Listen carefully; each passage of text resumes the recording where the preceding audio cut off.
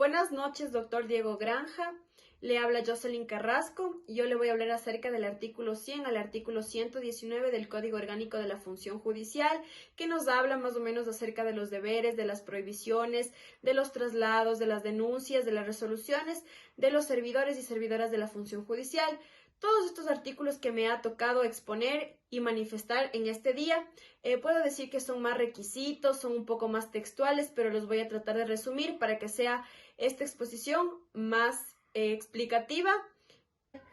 En este caso, el artículo 100 comienza diciéndonos acerca de los deberes de los servidores públicos en el puesto que ellos desempeñan. Como primer punto tenemos cumplir, hacer cumplir y aplicar dentro del ámbito de sus funciones la Constitución, los instrumentos internacionales de derechos humanos, las leyes y reglamentos generales.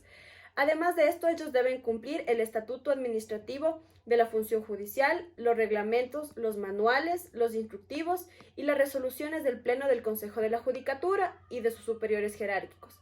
Como segundo punto tenemos que ellos deben ejecutar personalmente las funciones de su puesto con honestidad, celeridad, imparcialidad y lealtad. Como tercer punto, cumplir la semana de trabajo con 40 horas en jornadas de 8 horas diarias, y a estos horarios además se adecuará la práctica de las diligencias judiciales. Y en este caso con derecho de descanso de los días sábados y domingos y además de los días feriados.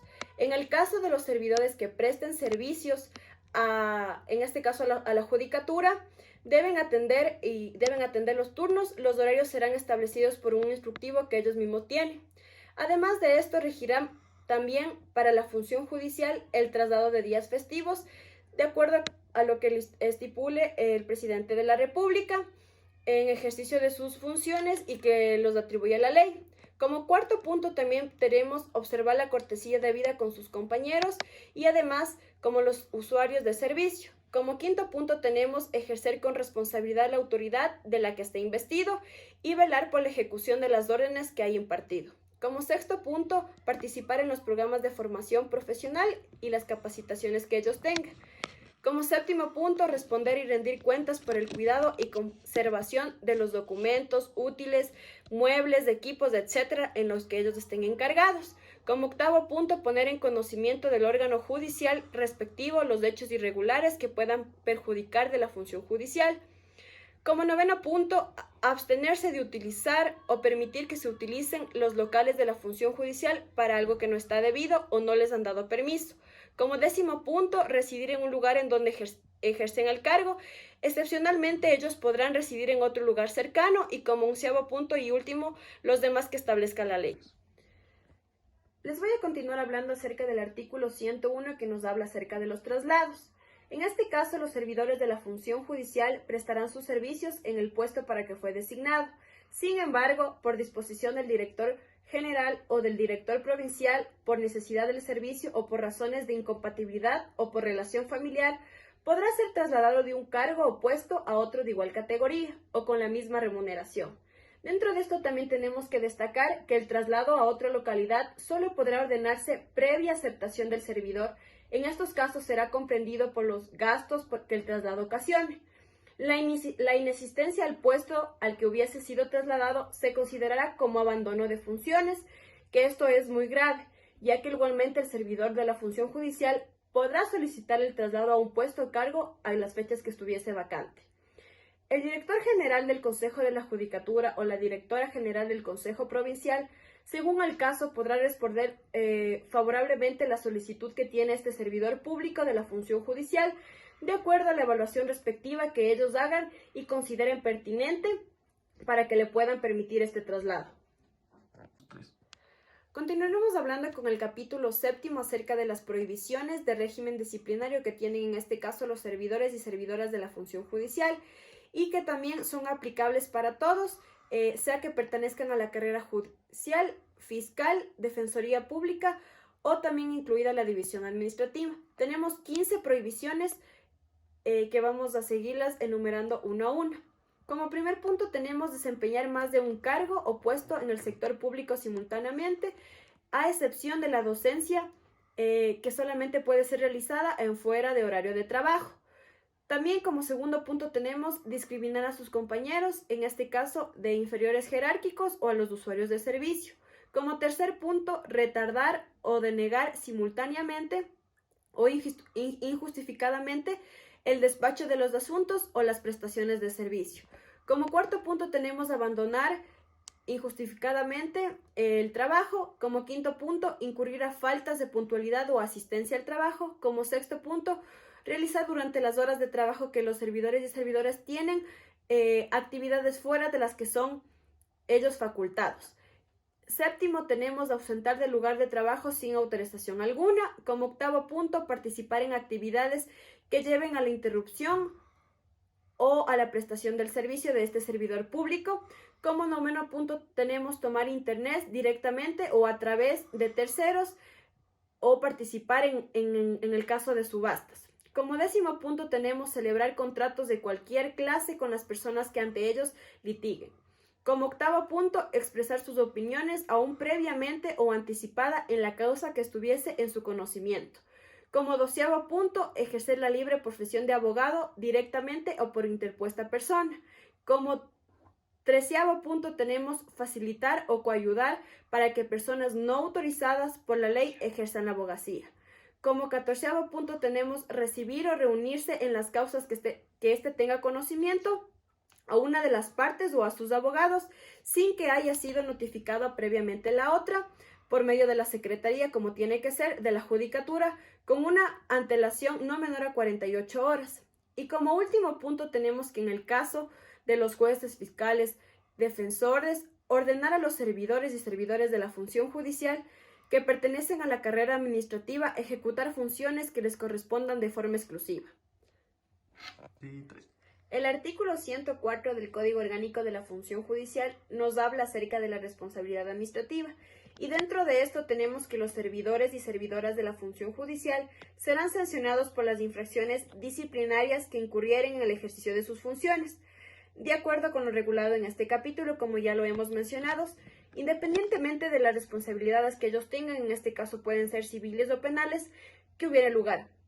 En cualquier tiempo de presumirse, obviamente, la existencia de un delito de los servidores o servidoras de la función judicial, en este caso el delito tiene que ser de acción pública, se remitirán los antecedentes al fiscal general del Estado, a los fiscales distritales o agentes fiscales según les corresponda. El artículo 105 del Código Orgánico de la Función Judicial nos menciona, por otro lado, las clases de sanciones disciplinarias, como tenemos las leves, las graves y las gravísimas, que vamos a ir hablando poco a poco. Las sanciones disciplinarias serán de las siguientes clases: amonestación escrita, sanciones pecuniarias que no exceda el 10% de la remuneración mensual, suspensión del cargo, sin goce de remuneración por un plazo que no exceda de 30 días y finalmente la destitución. El artículo 107 del Código Orgánico de la Función Judicial nos habla acerca de las infracciones leves que tienen los servidores y servidoras de la función judicial. En este caso tenemos 10 infracciones leves. La primera infracción son incurrir en 3 o más faltas injustificadas de puntualidad o atrasos al trabajo, siempre que no exceda de 5 en un mismo mes. También tenemos como segunda infracción recibir a una de las partes o a su defensor para tratar de asuntos relativos a la causa. Como tercera infracción tenemos desempeñar actividades extrañas a las funciones que les corresponden, en este caso a los servidores o servidoras de la función judicial, en sus horas de trabajo. Como cuarta infracción tenemos agredir de palabra o por escrito a sus compañeros u a otros servidores de la función judicial o a los usuarios de los servicios de justicia, que en este caso con ocasión del ejercicio de sus funciones, sin perjuicio que los términos utilizados constituyan injuria grave según el Código Penal. Como quinta infracción tenemos incurrir en negativa o retardo injustificado leve en la prestación del servicio que este servidor está obligado. Como sexta infracción tenemos no permitir la información a la que está obligado, en este caso el servidor o la servidora judicial. Como séptima infracción tenemos utilizar las instalaciones de trabajo para organizar reuniones que no estén permitidas. Como octava infracción tenemos realizar actividades de compraventa de bienes o servicios en las instalaciones de trabajo. Como novena infracción tenemos ocasionar daño leve a los bienes que son encargados por los servidores o servidoras de la función judicial. Como 10ª infracción tenemos haberse aceptado la recusación en un proceso por retardo. Continuaremos con el artículo 108 del Código Orgánico de la Función Judicial, que nos habla acerca de las infracciones graves que tienen los servidores o servidoras de la función judicial. En este caso son 9 que los iremos mencionando a continuación. El primero es agredir de palabra o por escrito siempre que los términos empleados constituyan injuria grave. 2. En este caso también es acudir en un estado de ebriedad por parte del servidor o servidora de la función judicial en su lugar de trabajo. 3. Propiciar, organizar o ser activista en paralizaciones del servicio que ellos tienen que ofrecer. 4. Tenemos causar daño grave en equipos, documentos, expedientes, etcétera, que ellos estén a cargo. 5. Tenemos reincidir en la omisión del envío de la información a la que está obligado el servidor o servidora de la función judicial. En este caso, 6. No firmar intencionalmente actas, providencias o diligencias judiciales que les corresponden firmar a los servidores o servidoras de la función judicial. Como 7. Tenemos dejar caducar la prisión preventiva. Como 8. No haber fundamentado debidamente sus actos administrativos, resoluciones o sentencias según correspondan o en general en la sustanciación y resolución de las causas. 9. Y como último punto tenemos quien no notifique oportunamente providencias, resoluciones y actos administrativos, en este caso también decretos, autos y sentencias. El artículo 109 del Código Orgánico de la Función Judicial nos habla acerca de las infracciones gravísimas. La primera infracción gravísima que tenemos es vulnerar, a pretexto de ejercer la facultad de supervisión, la independencia interna de los servidores o servidoras de la función judicial, abandonar el trabajo también por más de 3 días laborables consecutivos, haber sido sancionado disciplinariamente con sanción pecuniaria por más de 3 veces en el lapso de 1 año, retener indebidamente documentos, procesos o bienes de la función judicial o de terceros que se encuentran en la dependencia en donde labora o sea responsable de su manejo o cuidado, introducir extemporáneamente documentos al proceso o sustituirlos, ejercer la libre profesión de abogado directamente o por interpuesta persona, intervenir en las causas que debe actuar como juez, fiscal o defensor público, en este caso con dolo, manifiesta de negligencia o con error inexcusable. Y haber recibido condena en firme como autor o cómplice de un delito doloso reprimido con pena de privación de libertad. También proporcionar información falsa o utilizar documentos falsos para la selección, concurso de oposición o méritos e inscripción de su nombramiento. Acosar sexualmente a sus inferiores jerárquicos, compañeros de trabajo, etc. Solicitar o recibir préstamos de dinero u otros bienes, favores o servicios que por sus características pongan en tela de juicio la imparcialidad del servicio de la función judicial. Manipular o tentar gravemente contra el sistema informativo de la función judicial. Ejecutar en forma irregular el sorteo de causas cuando sea obligatorio dicho requisito para prevenir el conocimiento de las causas. Revelar antes de la práctica de la diligencia de confesión el contenido de posiciones presentadas en sobre cerrado. No cobrar las tasas por servicios notariales apropiándose de parte o totalidad de ellas, revelar información sobre actos de investigación que por su naturaleza pueden favorecer en este caso o perjudicar ilegítimamente a una de las partes, no comparecer a una audiencia, excepto por caso fortuito o fuerza mayor, y finalmente tenemos no citar o notificar a las partes investigadas cuando lo han solicitado. El artículo 110 del Código Orgánico de la Función Judicial nos habla acerca de las circunstancias constitutivas.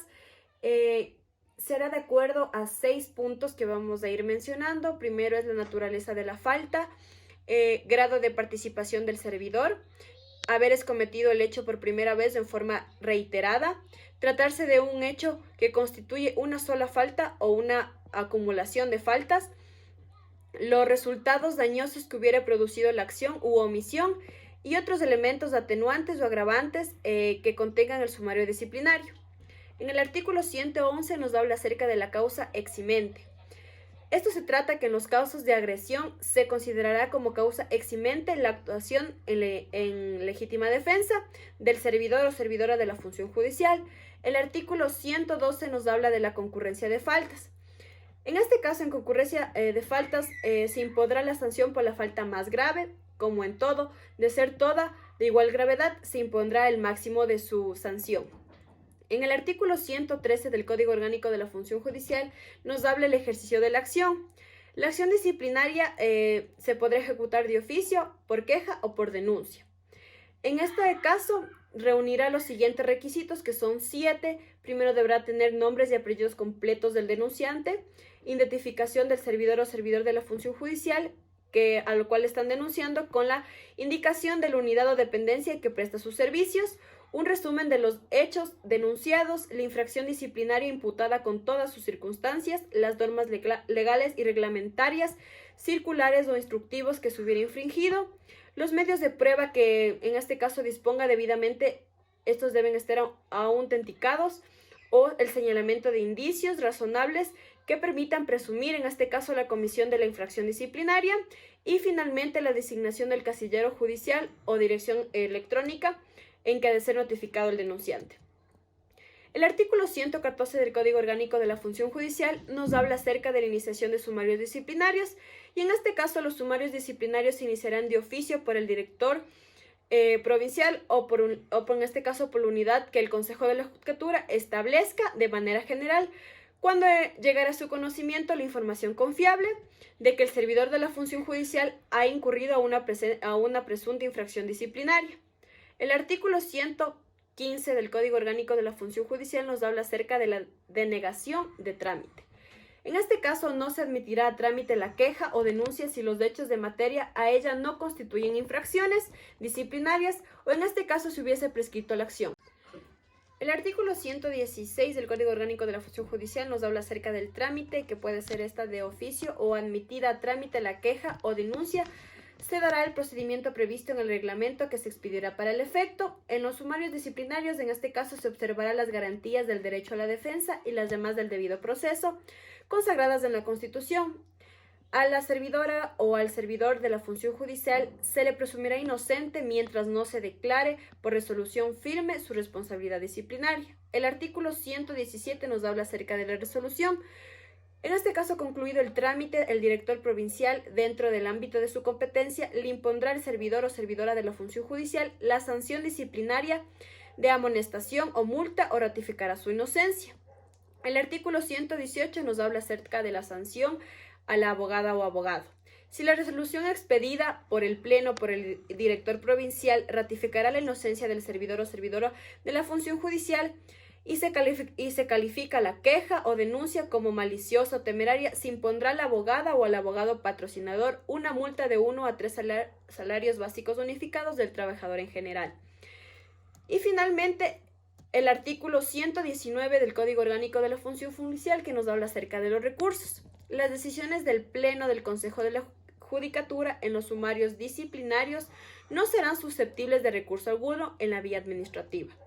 Las decisiones del director provincial serán apelables dentro del término de 3 días desde la notificación para ante el Pleno del Consejo de la Judicatura, y de esta decisión no cabrá recurso alguno. Espero que toda esta exposición acerca de los artículos del Código Orgánico de la Función Judicial les haya gustado y les sirva de alguna manera en alguna ocasión. Gracias.